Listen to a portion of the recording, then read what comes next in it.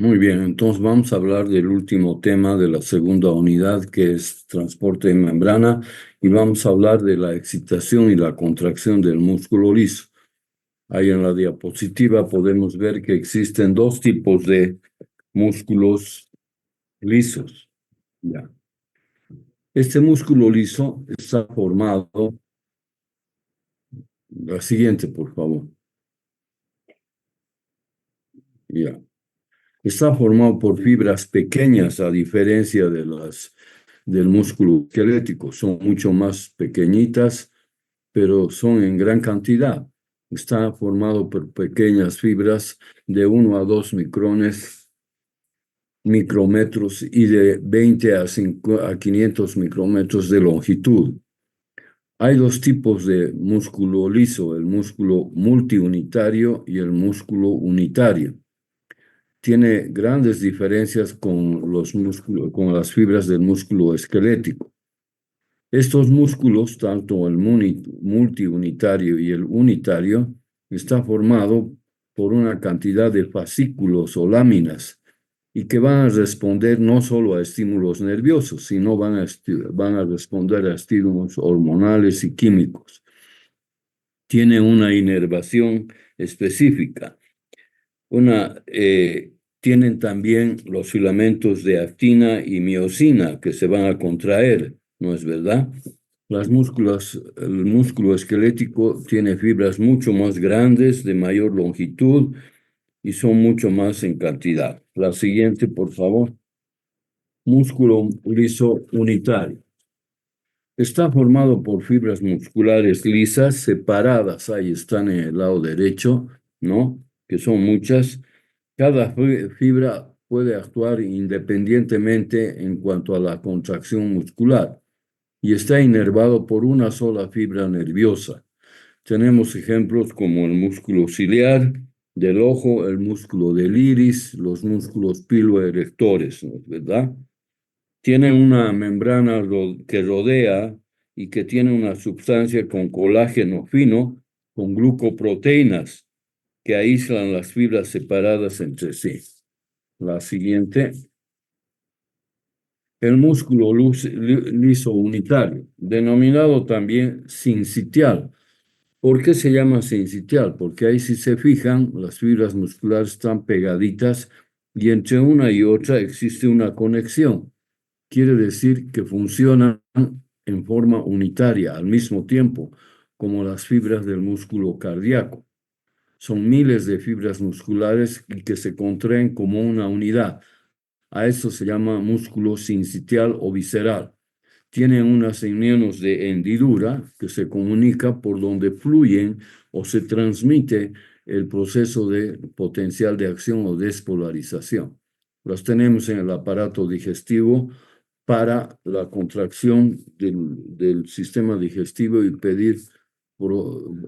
generar los procesos de peristaltismo, las vías biliares, uréteres del útero y del vaso sanguíneo.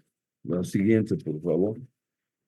¿Cuál es el mecanismo contráctil del músculo liso? Hay una base química de la contracción del músculo liso. El músculo liso tiene igual, ahí está en el lado derecho, filamentos de actina y miosina, pero no tiene el complejo troponina-tropomiosina. La actina y miosina actúan simultáneamente igual que en el músculo esquelético.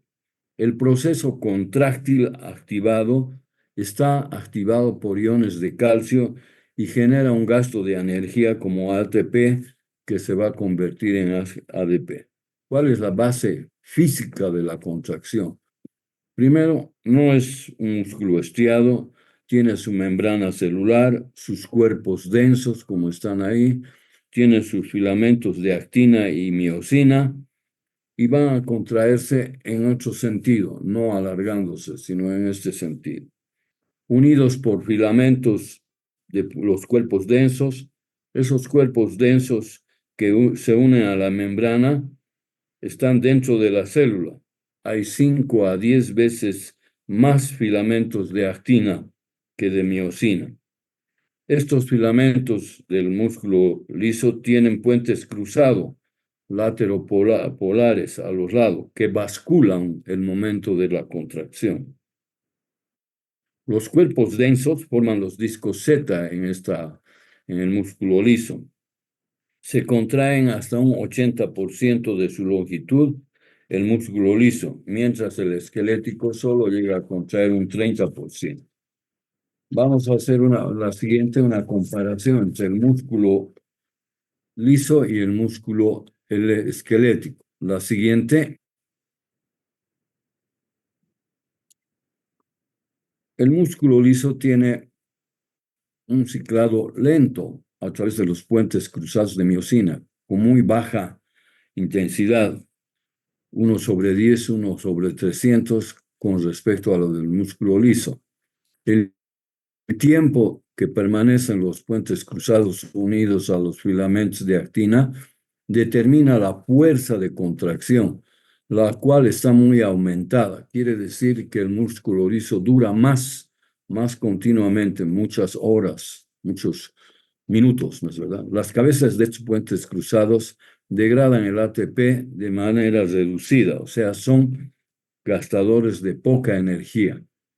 Hay una baja densidad de energía para mantener lo que les decía. La contracción de este músculo liso es ahorrador de energía, gasta poca energía debido al ciclado lento de la separación de los puentes cruzados. Tiene una actividad ATPasa. Hay una lentitud del inicio de la contracción, una relajación del músculo liso mucho más largo. Se estimula y se contrae de 50 a 100 milisegundos después de haber sido excitado. Se espera un momento, vamos a decir, y alcanza la contracción muscular a los 0.5 segundos. Esa fuerza de contracción disminuye al 1 a 2 segundos, o sea, se contrae, pero dura más, gasta poca energía y puede contraerse durante segundos. El tiempo total de contracción es 1 a 3 segundos y en algunos casos puede llegar hasta 30 segundos. La siguiente, ahí está, a diferencia del músculo liso, ahí está el músculo esquelético, donde vemos un filamento de miosina y actina, y vamos a ver que la miosina es la que hace el proceso de contracción, desplazando a la actina, tanto arriba como abajo. La siguiente, seguimos. La fuerza máxima de contracción del músculo liso es mucho mayor en el músculo liso que en el esquelético, hasta 4 a 6 kilogramos por centímetro cuadrado del área transversal para el músculo liso.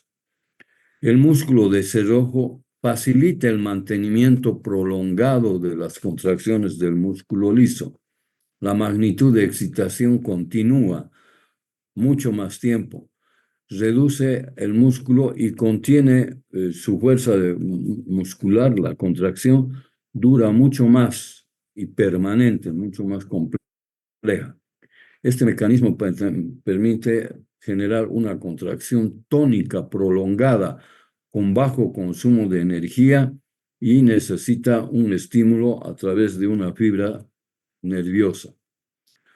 Hay una tensión y relajación. El músculo liso unitario visceral tiene la capacidad de recuperar la fuerza de contracción después de que se ha producido un largo tiempo de contracción. Luego se acorta después de unos segundos o minutos. La siguiente. La regulación de la contracción del músculo liso está regulada principalmente por los iones de calcio. Cuando existe la contracción del músculo liso, son los iones de calcio los que pueden realizar esta contracción. También estímulos del sistema nervioso autónomo y del sistema hormonal pueden distender las fibras por cambios en el ambiente químico de la fibra. Los iones de calcio se combinan con la calmodulina para provocar la activación de la miosinasa y fosforilación de la cabeza de la miosina. En la contracción del músculo liso, hay aumento del calcio en el citosol, hay calcio que se une a la calmodulina de manera irreversible y existe el complejo calmodulina-calcio, a la miosina sinasa de cadena ligera y una enzima de fosforilizador. La cabeza reguladora se fosforiliza y se une al filamento de actina y produce la contracción muscular. La siguiente. Ahí tenemos todo el mecanismo de la acción del calcio. La siguiente. La fuente de energía es el calcio que produce la contracción. ¿Dónde hay calcio en la fibra muscular del músculo liso? En el retículo sarcoplásmico hay una bomba de calcio y también existe calcio en el líquido intersticial o extracelular. El papel del retículo sarcoplásmico se sitúa cerca de las membranas celulares en las caveolas, que son como invaginaciones. Son las que transmiten el potencial de acción que estimula la liberación de calcio de los túbulos sarcoplásmicos. Cuanto más extenso, es mucho más rápido la contracción. La siguiente. Entonces, ¿cuál es la siguiente? La contracción del músculo liso depende también de la concentración del calcio extracelular. Se necesita la bomba de calcio dentro de la célula, dentro de la fibra muscular, que bombea hacia afuera los iones de calcio para generar un proceso de gasto de energía de ATP, y esto es mucho más lento y más continuado. Se genera también el mecanismo de cerrojo dependiendo de la miosinasa y la miosina fosfatasa activadas por el ciclado, y la velocidad de contracción es elevada. La siguiente. Ahí está todo el proceso repitiendo nuevamente. La siguiente. No solo estímulos nerviosos, sino estímulos hormonales y estímulos del músculo o del sistema simpático y parasimpático. La siguiente. Hay unas uniones neuromusculares del músculo liso, ¿no es verdad? Ahí está la anatomía. Vemos que entre uno y otro hay unas puentes cruzadas por la cual pasa el potencial de acción. La siguiente.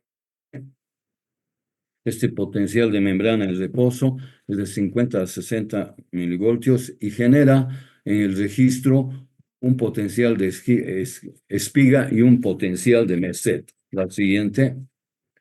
Los potenciales de membrana y potenciales de acción del músculo liso se generan por el calcio. Hasta acá vamos a terminar el tema, y a partir del día lunes vamos a continuar con el doctor, con el decano. Que les vaya bien, buenos días, hasta luego. Gracias por todo.